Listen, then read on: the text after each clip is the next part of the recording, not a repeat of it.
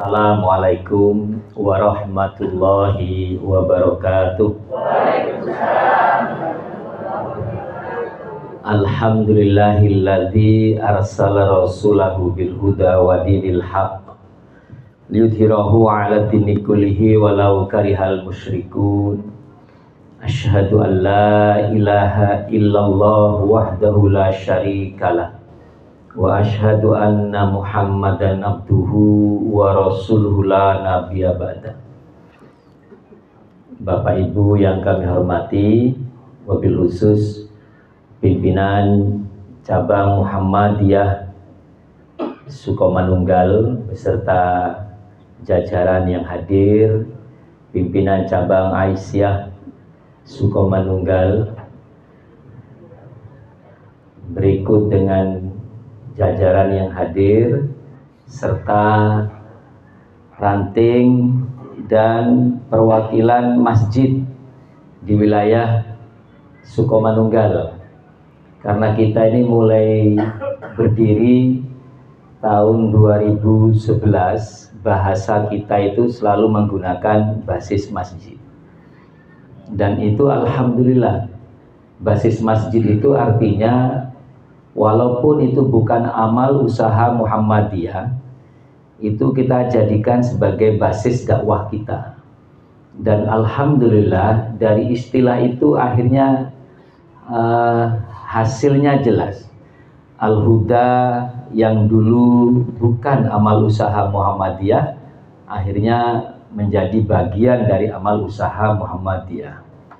Fastabiqul khairat juga demikian. Bapak Ibu yang kami hormati, alhamdulillah Ar-Rahman. Ar-Rahman mana itu, Pak? Ar-Rahman Jepara, loh, ono Pak Umar ngawur sana.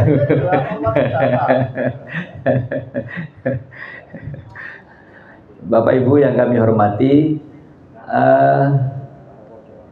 saya sedikit cerita tentang Sukomanunggal dulu. Sukomanunggal ini jadi rasan di PDM.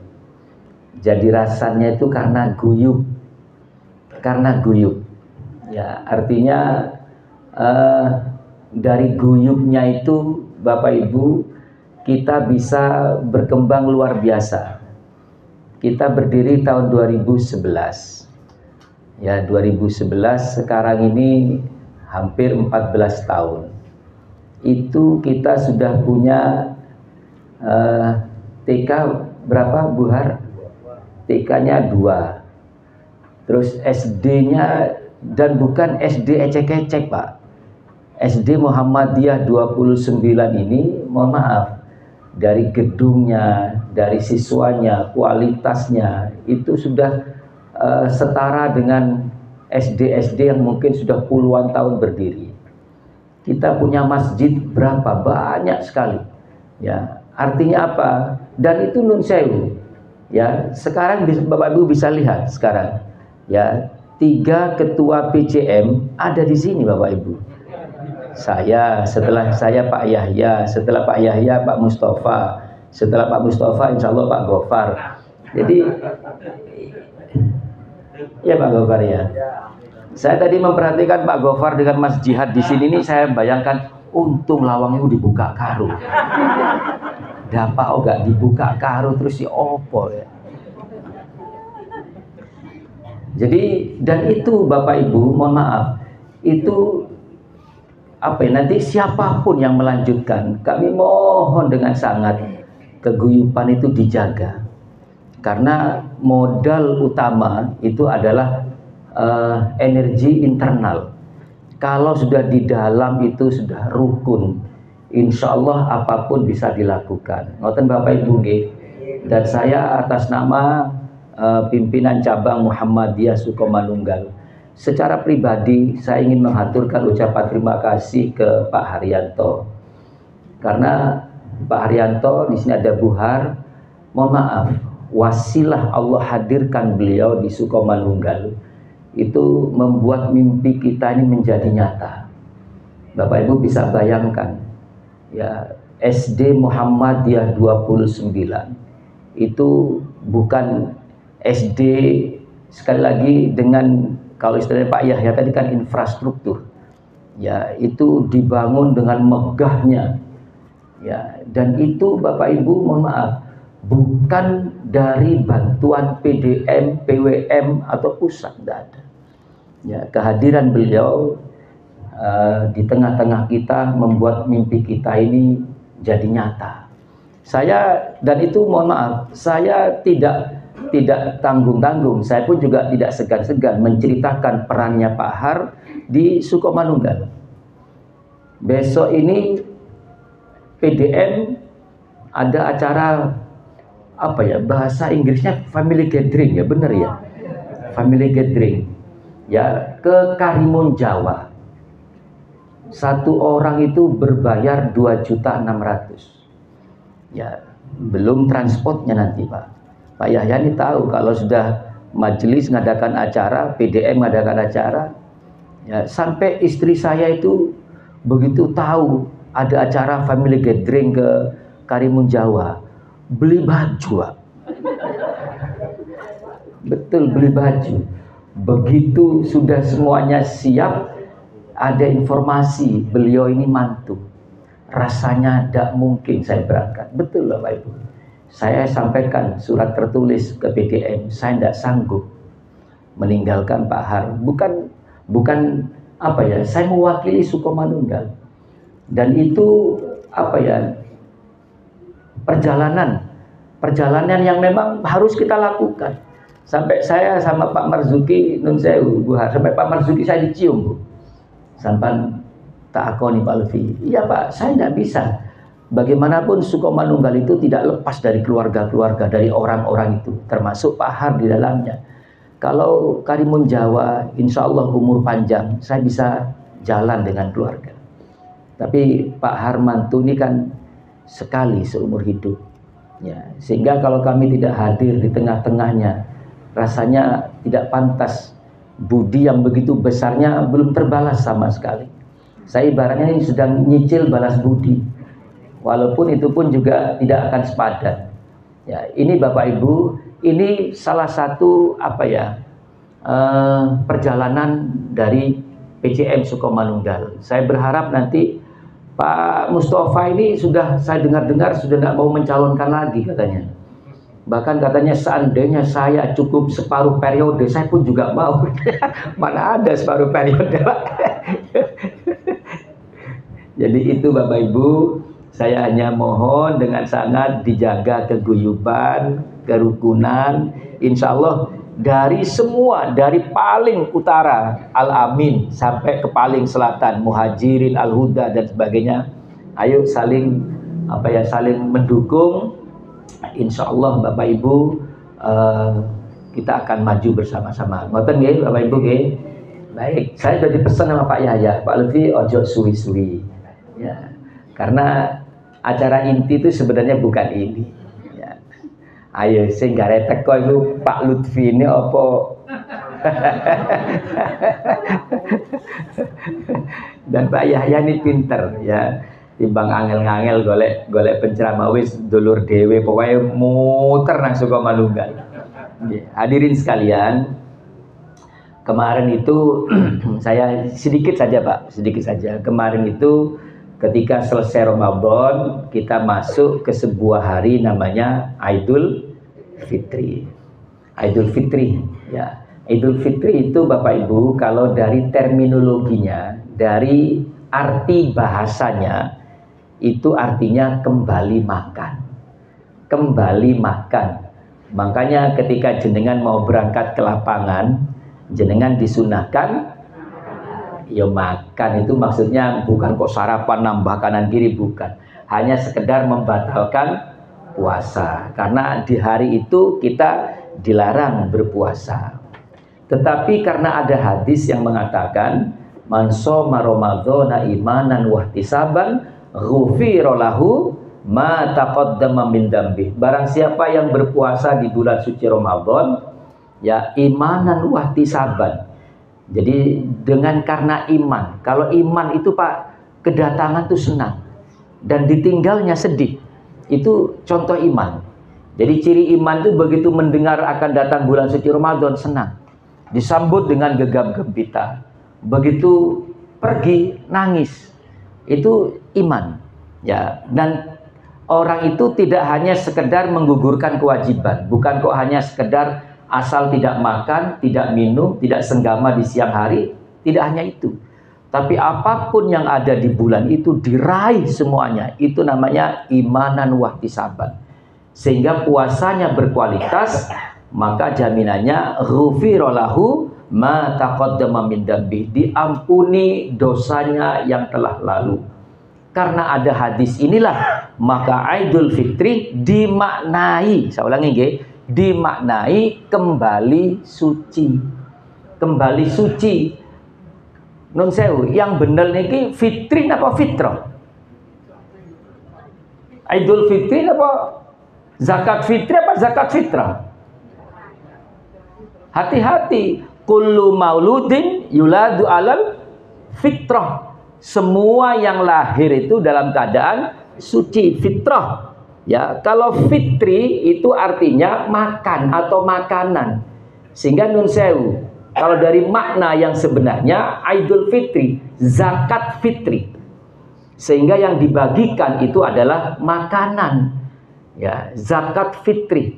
Makanya di mana-mana yang dibagikan adalah makanan pokok.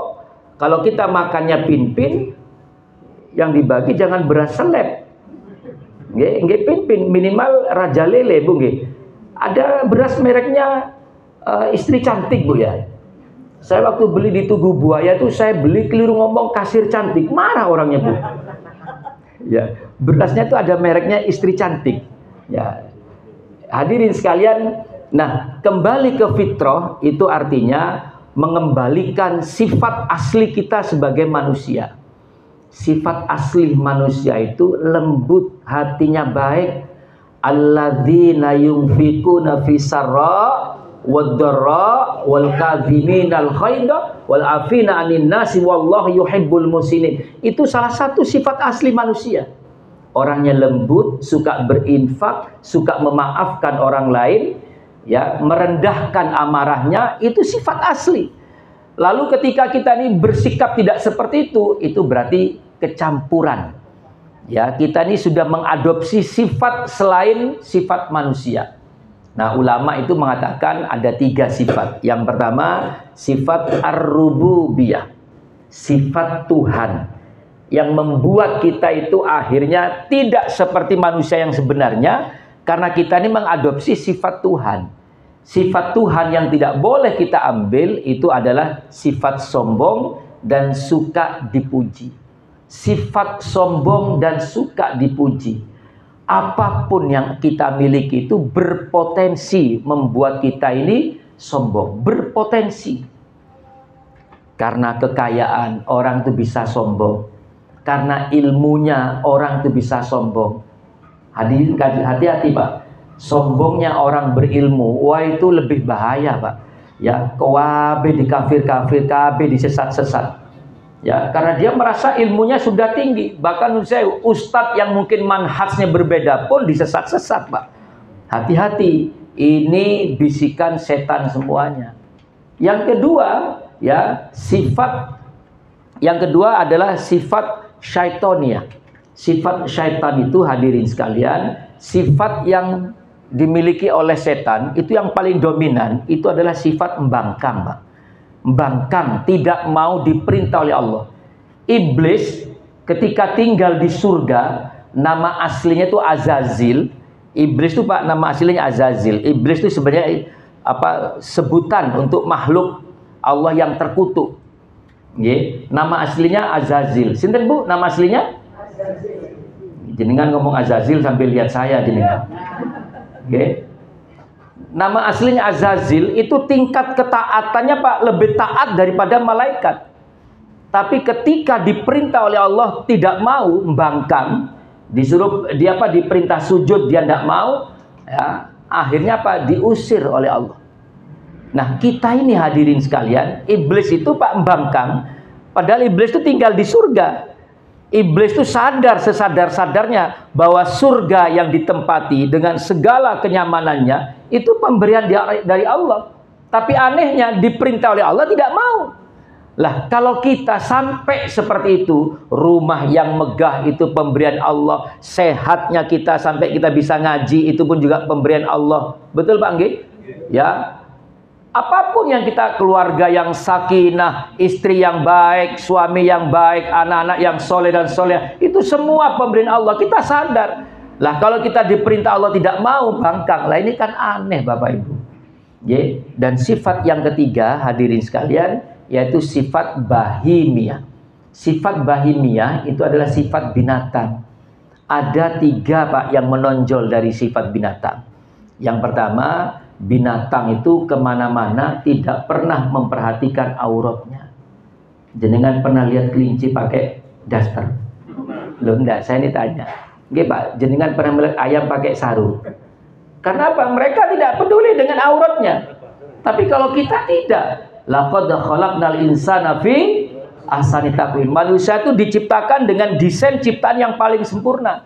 Ya, ada 3 komponen dari makhluk itu. Yang pertama akal. Ya, yang pertama itu akal, nafsu, iman. Ya, malaikat itu hanya punya akal dan iman. Iblis itu punya nafsu dan akal. Sedangkan manusia punya ketiga-tiganya. Ya, nafsu, akal dan iman. Yang itu yang dimanage oleh manusia untuk hadir sebagai makhluk yang paling sempurna. Saya ulangi sekali lagi, dalam surah At-Tin tadi disampaikan laqad khalaqnal insana fi ahsani taqwim. Itu yang pertama, sifat dari binatang. Yang kedua, binatang itu kalau mencari makan itu tidak lagi berpikir halal dan haram. Apakah dengan cara mengambil milik orang lain, atau mungkin merampas dari binatang yang lain, atau dengan cara membunuh binatang yang lain, atau mungkin mencuri milik manusia, pokoknya dia membawa makanan untuk keluarganya. Itu binatang, Pak. Ya, kita tidak seperti itu. Karena apa? Kita dihadirkan oleh Allah sebagai makhluk yang fitrah. Makanya ketika kita melakukan itu, kita ini sudah mengadopsi sifat binatang. Nah, fitrahnya itu harus dikeluarkan. Mudah-mudahan Ramadan kemarin bisa mengeluarkan semuanya. Yang ketiga dari binatang, binatang itu Pak, kalau menyalurkan syahwatnya, itu tidak lagi mikir halal haram. Tidak lagi mikir mahram atau bukan mahram. Itulah binatang. Ya, kita kan tidak pernah melihat kambing masuk KUA. Tidak ada kan? Dia tidak pernah ada hubungan halal dan haram, Pak. Ya, seekor anak ayam yang sudah tumbuh dewasa, boleh tidak kawin sama saudara kandungnya? Seekor anak ayam yang sudah tumbuh dewasa, boleh tidak dia kawin sama ibu kandungnya? Boleh. Itu binatang. Dalam dunia manusia ada tidak, Pak? Ada tidak? Loh, ada, Pak. Ya, itu hadirin sekalian. Nah, itu harus dikeluarkan semuanya. Saya ulangi, sifat ar-rububiyah, ya, sombong dan ingin dipuji. Kalau Allah sombong, layak. Makanya Allah ajarkan pada kita, kalau kita mendapatkan karunia nikmat dari Allah, maka ucapkan alhamdulillahi rabbil alamin. Segala puji bagi Engkau ya Allah, karena Dia yang memberikan, Bapak Ibu. Dia yang menciptakan, Dia yang memberikan kita sehat, memberikan apapun. Tapi kalau kita berharap pujian dari orang lain, tidak layak. Yang kedua, sifat syaitoniyah, jangan bangkang, nuruto kalian Gusti Allah. Bapak Ibu, mohon maaf nggih, jenengan jangan putus ini. Saya jelaskan tapi jangan diputus nggih. Tidak ada amal ibadah kita yang cukup untuk mendapatkan surganya Allah. Saya ulangi sekali lagi, tidak ada amal ibadah kita yang cukup untuk mendapatkan surganya Allah. Kalau jenengan sampai akhirnya dimasukkan surga oleh Allah, itu karena Allah kasihan. Bukan kok karena jenengan sudah merasa dapat tiket, bukan. Ada cerita seorang hamba, itu terkepung air, Pak. Dia itu tinggal di sebuah gunung. Jadi dia waktu banjir, dia lari ke gunung. Akhirnya air itu tidak surut-surut. Sampai mengepung, dia tinggal sendirian di tengah gunung itu, di puncak gunung itu, 500 tahun. Ibadahnya ya hanya menyebut asma Allah. Ini dihadirkan sebelum Muhammad Rasulullah lahir, Pak. Ya, diceritakan kepada Rasul di Al-Quran. Hadirin sekalian, 500 tahun dia hidup di dunia, nyaris tidak ada dosa. Karena dosa itu, Pak, dibentuk ketika ada interaksi dengan orang lain. Nah, dia tinggal sendirian ngerasani sopo. Enggak wong ijenan kok. Dia hanya beribadah dan ditemani oleh sebuah pohon yang berbuah terus. Ya, Al-Kisah menceritakan setelah sang hamba ini meninggal dipanggil oleh Allah. Masuklah kamu ke surgaku karena aku kasihan. Bukan karena amal ibadah, karena aku kasihan. Protes, Pak. Ya Allah, tidakkah cukup ibadahku selama 500 tahun untuk mendapatkan surgamu ya Allah? Apa kata? Dipanggil, seakan-akan malaikat dipanggil. Tunjukkan hisabnya. Apa katanya? Ibadahmu selama 500 tahun belum cukup menggantikan mata yang aku berikan kepada kamu. Mata. Gurung alis. Gurung apa mana ya Mas Jan? Itu. Belum semuanya itu, baru mata. Kalkulasinya Allah diganti dengan ibadah 500 tahun, tidak cukup hadirin sekalian. Rasul menyampaikan itu kepada sahabat-sahabat, kamu kelak dimasukkan ke surga oleh Allah karena Allah kasihan. Karena Allah itu kasihan. Sahabat tanya, apa juga engkau ya Rasul? Sama, aku pun juga dimasukkan surga oleh Allah karena Allah kasihan. Makanya Bapak Ibu ngapunten, ya saran saya satu, nuruto, nurut. Disuruh sholat, sholatlah. Walaupun sholat kita mungkin tidak sebagus sholatnya Kanjeng Nabi. Betul Pak Nggih? Disuruh puasa, puasa saja. Walaupun puasa kita mungkin tidak sebagus puasanya Rasulullah. Jangan berhenti sholat. Walaupun sholat kita tidak sebagus sholatnya Rasul. Tidak mungkin Pak. Sayyidina Ali yang ngenger sama Rasul mulai umur 6 tahun. Itu sholatnya juga tidak bisa khusyuk 100% Pak. Apalagi kita ini Pak. Tapi kita jangan berhenti. Karena apa? Kita nurut. Dilarang begini, ya tinggalkan. Dilarang begitu, tinggalkan. Sama lah Pak, seperti siswa di sekolah itu. Ada anak nurut sama gurunya. Walaupun anak itu tidak pinter, tapi nggak pernah ngelarang no atine koncono. Konconi. Kira-kira guru itu rela ndak anak ini tidak naik kelas? Terus tak unggah nona. Perkara menikon dadi apa? Urusanmu mbek Gusti Allah. Betul Bu nggih? Seperti itu hadirin. Nuroto. Insya Allah kita akan selamat. Yang ketiga sifat apa tadi? Bahimiyah. Mudah-mudahan hadirin sekalian. Yang terakhir, Rasulullah itu di akhir Ramadan itu menangis Pak.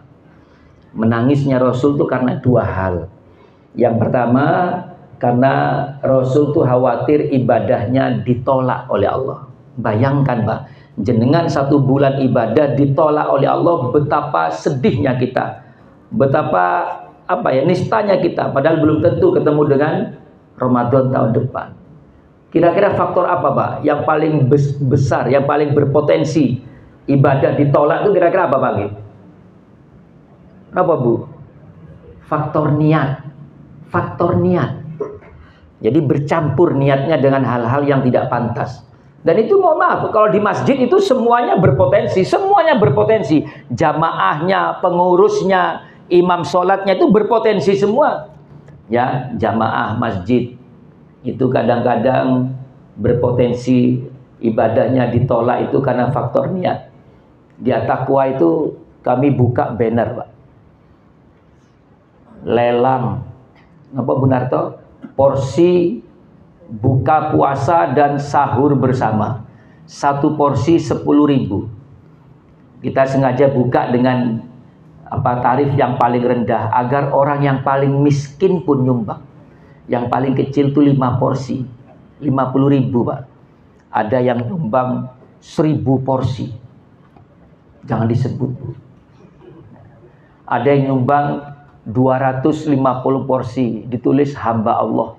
Saking hati-hatinya Pak. Nah ini bagus Bu. Tapi aja diterus no anggrono wong lewat diceritai. Mas sampan ngerti gak hamba Allah ki sapa? Sopo sampean ngerti gak hamba Allah ku sopo? Sopo Pak? Aku panjen sengaja tak rahasia no. Cek gak ono wong ngerti. Iku sing ngisor dhewe ku yo hamba Allah ku bojoku iku. Anggrono wong lewat diceritani akhirnya Pak kabeh wong ngerti. Lah yang seperti ini, nggih. Sudah. Yang kedua hadirin sekalian, takmir pengurus.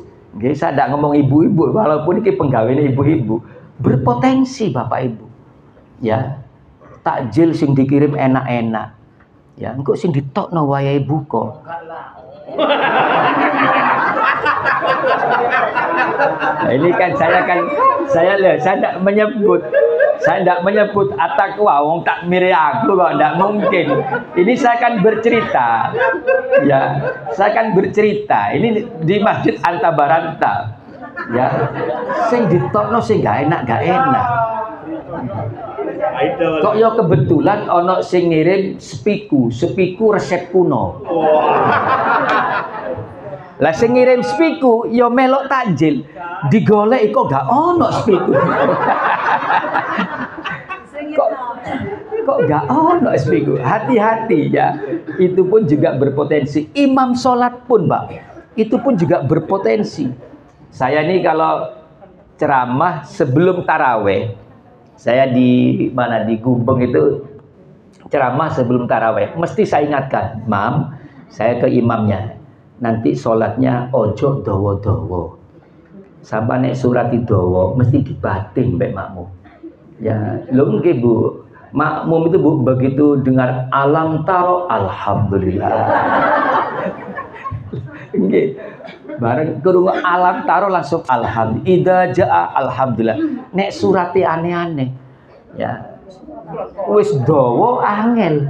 Nggih. Lho di at-taqwane alhamdulillah paling banyak 2 baris 3 baris.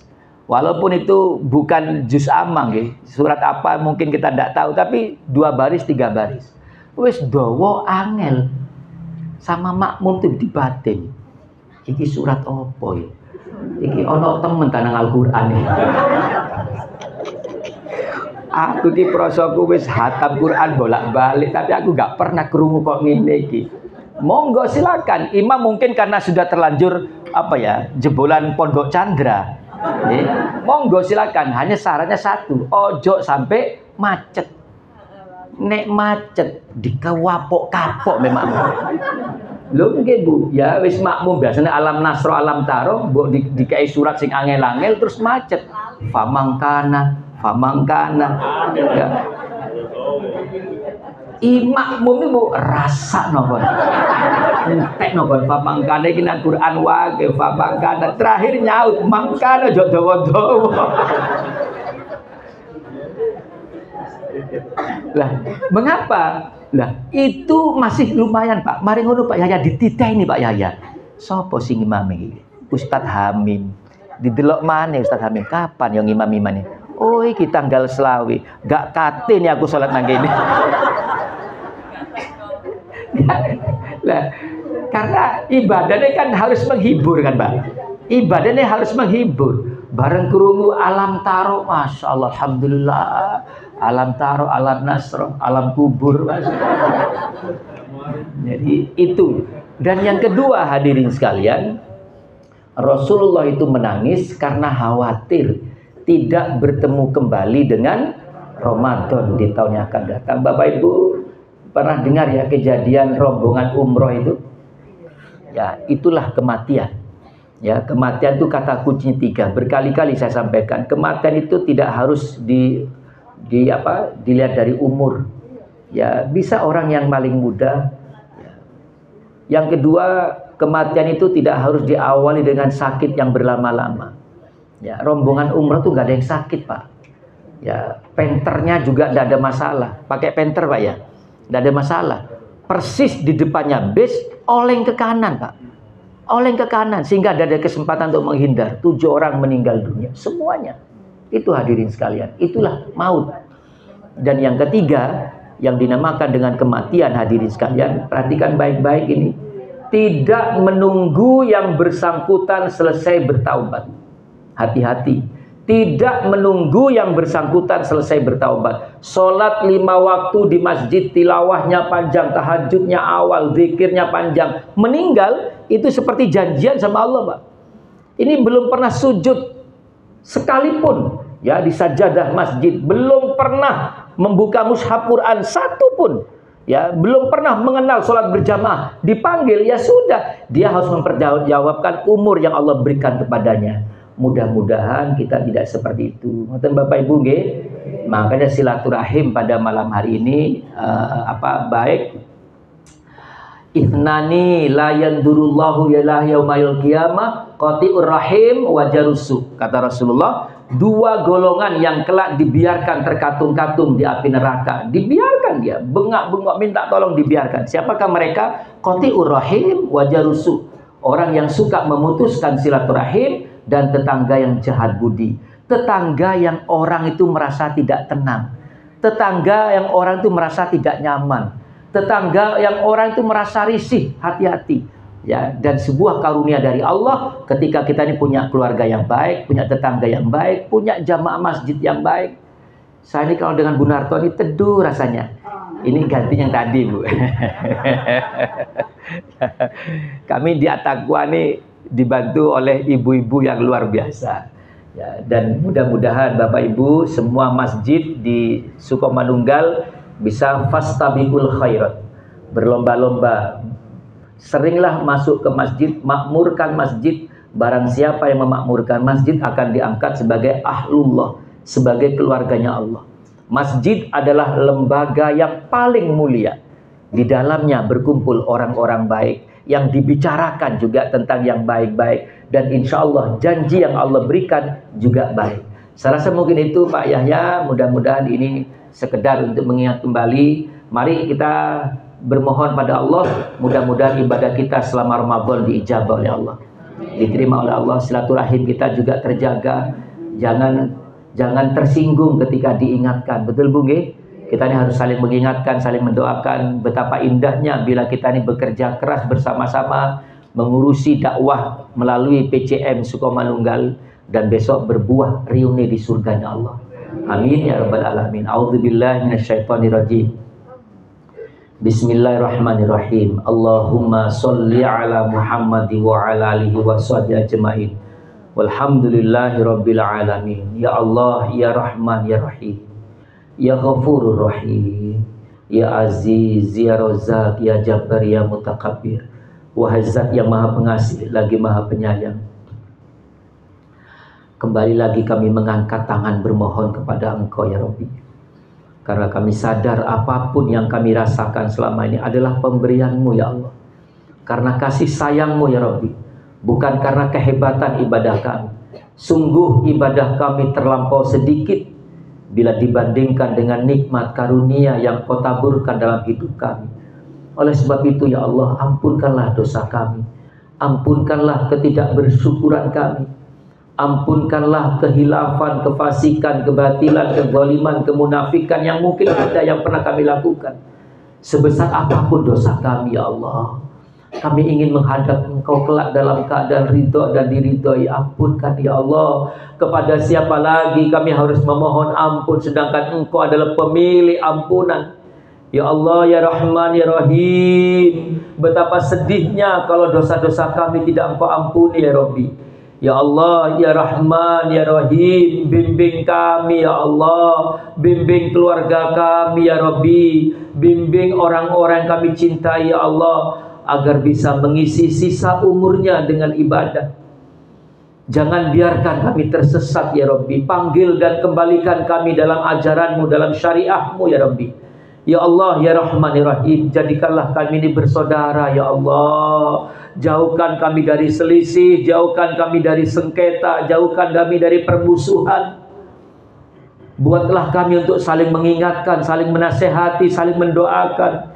Ya Allah, ya Rahman, ya Rahim, berikanlah kemampuan kepada kami yang kaya membantu yang miskin, yang mampu membantu orang yang tidak mampu. Berikan kami budaya akhlak seperti itu ya Rabbi. Ya Allah, ya Rahman, ya Rahim, jadikanlah kami bersaudara ya Rabbi, agar kami bisa menghadap kepada Engkau kelak dalam keadaan yang sebaik-baiknya. Terimalah ibadah kami selama bulan suci Ramadan ya Rabbi. Terimalah sholat kami, terimalah puasa kami, terimalah infak dan sedekah kami. Terimalah apapun yang kami lakukan, ibadah apapun yang kami haturkan di bulan suci Ramadan. Bersihkan ibadah kami dari niat-niat selain untuk-Mu ya Rabbi. Bersihkan niat kami dari kepentingan manusia, ingin dipuji oleh manusia. Sesungguhnya ibadah kami haturkan semata-mata untuk-Mu ya Allah. Kabulkanlah doa kami ya Rabb. Kabulkanlah doa kami ya Rabb. berikanlah kebaikan kepada hajat-hajat keluarga kami, yang sakit sembuhkan, yang susah mudahkan, yang gelisah tenangkan, yang punya hajat Engkau lancarkan, Engkau mudahkan ya Rabbi. Kabulkanlah doa kami ya Allah, karena hanya Engkau lah pemilik dari doa yang kami panjatkan ini.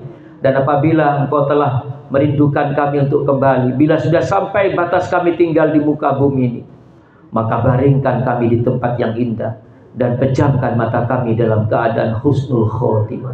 Rabbana zalamna anfusana wa illam taghfir lana wa tarhamna lanakunanna minal khasirin. Rabbi ihdinas siratal mustaqim, siratal ladzina an'amta 'alaihim ghairil maghdubi 'alaihim waladdallin. Rabbana hab lana min azwajina wa dzurriyyatina qurrata a'yunin waj'alna muttaqina imama.